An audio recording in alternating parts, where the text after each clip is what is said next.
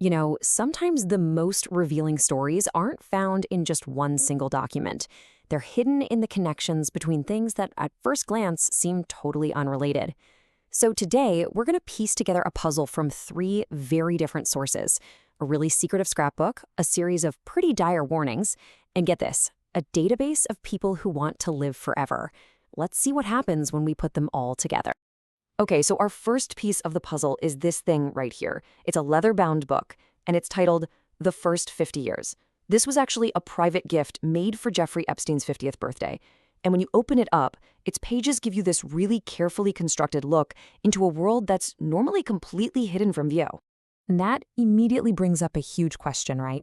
When a private history, something like this, that was never meant for our eyes, suddenly becomes public, what does it really tell us about the world it was trying to create? Now, this thing is not just some random collection of memories. As we're about to see, it's more like a blueprint for an incredibly powerful social network. It's designed to connect all these huge figures from the worlds of science, business, and, of course, politics.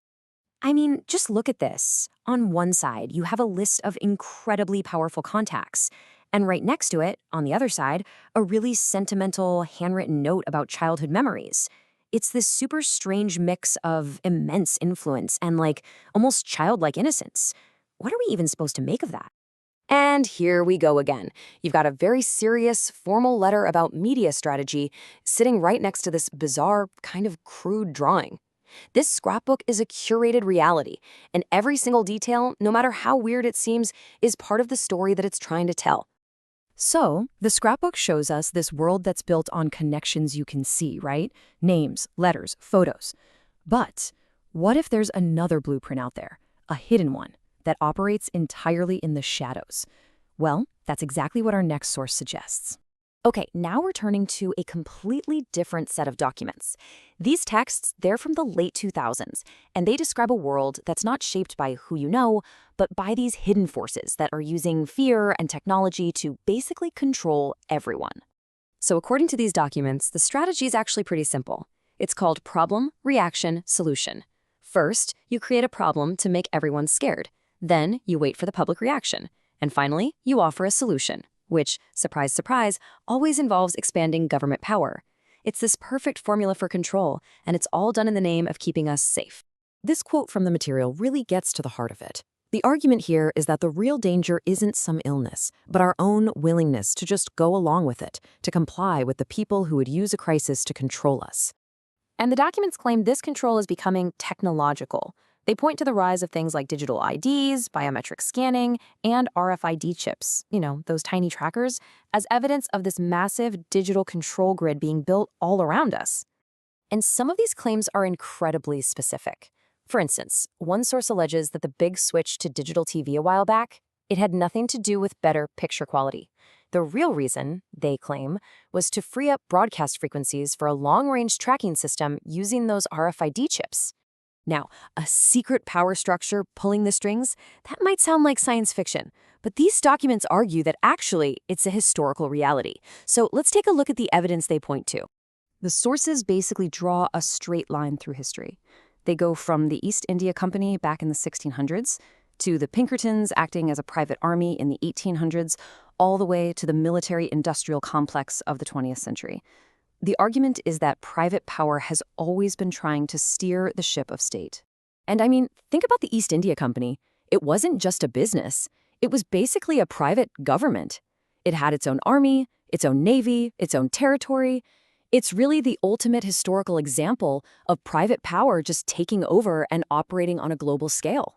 Heck, even President Eisenhower, a five-star general, famously warned everyone about the unwarranted influence of the military-industrial complex.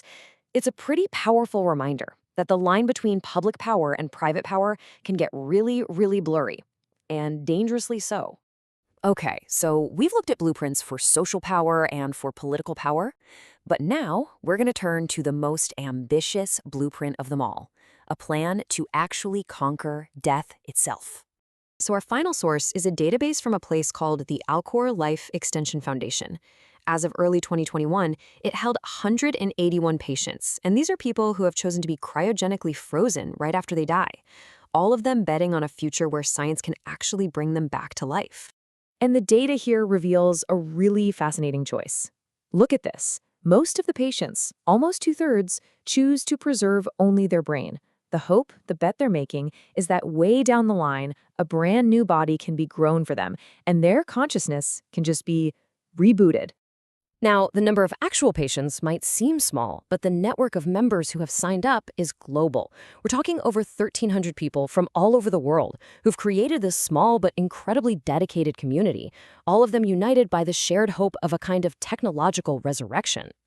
So, let's step back. We have these 3 blueprints, one for social connection, one for political control, and one for, well, for eternal life. What in the world do they tell us when we actually look at them all together? Each one of these blueprints offers a different path to power, right? You've got power through social influence, power through surveillance and control, and then power over death itself, the ultimate power. But are these paths really separate? Or could they all be leading to the same place? Here's what I think is the common thread. Every single one of these blueprints is about engineering reality. It's about fundamentally changing the rules of the game. Whether you do it through social connections, political control, or biological manipulation, the end goal is the same: to reshape the world into an image that you desire.